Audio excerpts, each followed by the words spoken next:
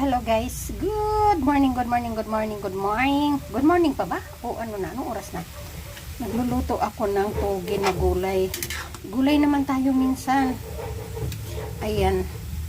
Marami ako nilagay na na bell pepper. Bahala na yan, mahal kasi ang sarap pag maraming bell pepper, mabango siya.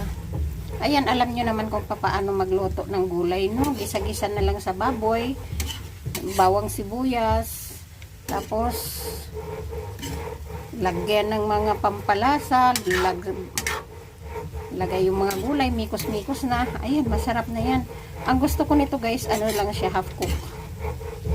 Yan ang gusto ko sa mga gulay, half cook lang siya. Ayan, i-half cook lang natin ito. At saka palagay ko ang sarap nito sa pritong isda ang kapartner, no? Ayan.